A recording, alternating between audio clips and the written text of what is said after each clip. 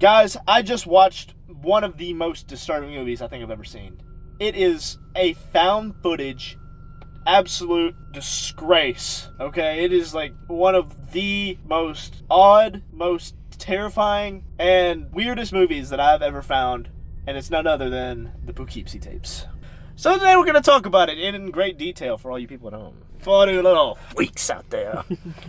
Spoiler warning for anybody that just wants to watch this movie for whatever reason. Hey man, you do it, man. This movie is literally tapes of a serial killer that just loves killing, and he never gets found. He literally places this box of tapes in the middle of this house, and he plants it for cops to find, and they watch all these tapes back, and this movie is a documentary of all of his crimes and all the horrible stuff he's done and these tapes, and it's to spread awareness, and it feels so real.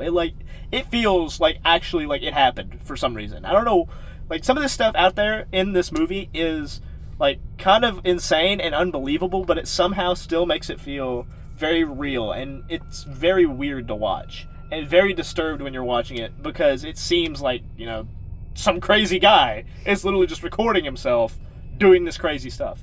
If you ever watched the Lake Mungo video that we did a review on, you know, a couple weeks back or whatever, this movie has a very similar vibe to Lake Mungo, but it does something very, very distinctly different, and that is it only follows one guy around, and he does the weirdest stuff, like the weirdest stuff you could ever possibly imagine.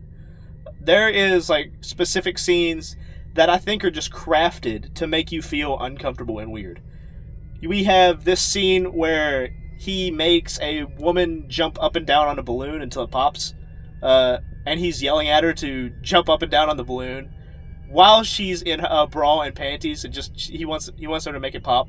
And that's like the lowest level of weird that we probably get on this movie. Like it's freaking weird. The scene, if you've seen the thumbnail, which obviously you did if you clicked on the video, that scene is where he says that this woman that he kidnapped is not gonna want to be alive for the things he's about to do to her. And then in the very next scene, you see her with her mouth taped shut, chained to a pole, as he crawls toward her with a mask on.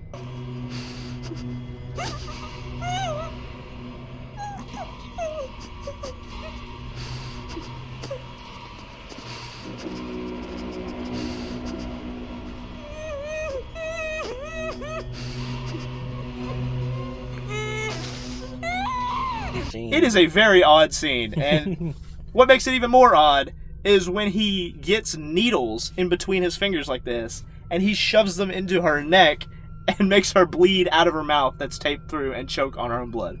Very odd scene, very unnerving scene. This director, I don't know who planned this out, wrote this script. He needs to be on some type of watch list, bro. We need to get him reported or something. I don't know. No sober man would come up with this. This man had to be on the hardest drugs imaginable when he crafted some of these scenes.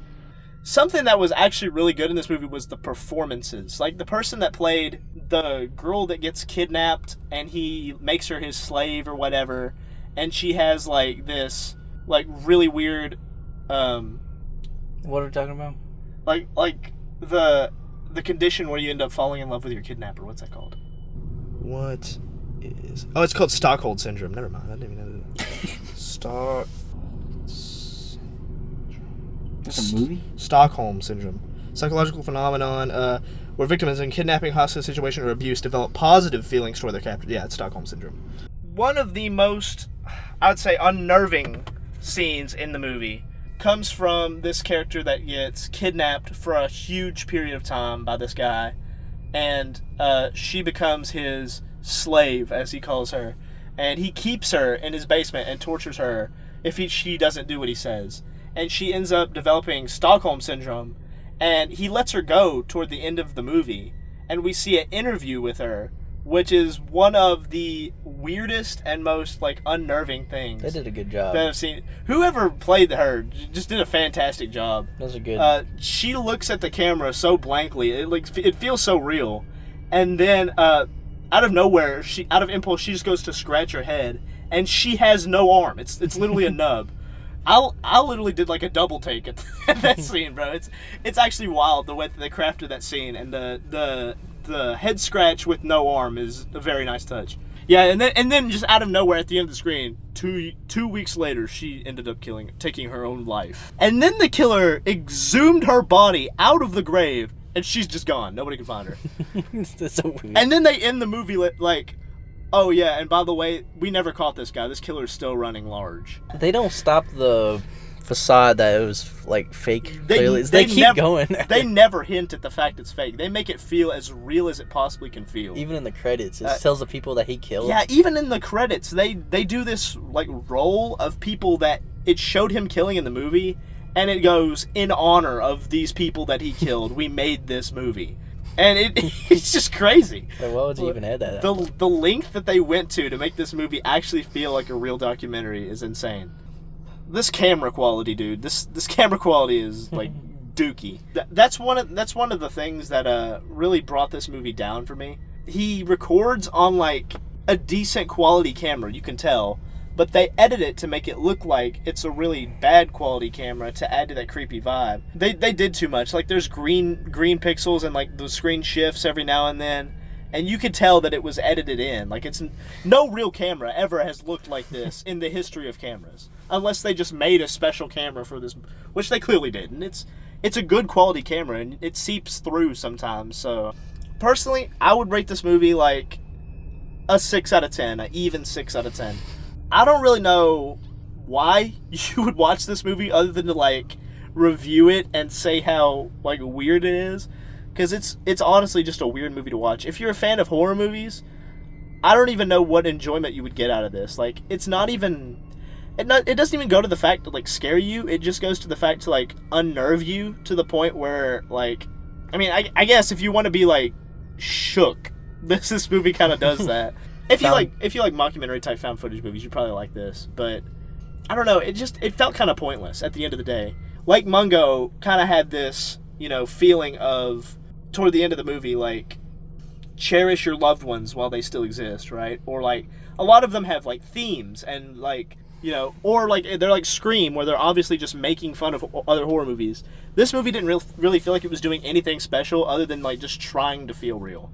That kind of, like, obviously going into it knowing it was fake, obviously going into it knowing that, like, what they did on screen wasn't real, it kind of brought that down a couple points for me. Just the camera quality, bro. What were they doing when they edited that? Like, that, it's so annoying to watch the actual parts that he filmed just because of the effects on the camera.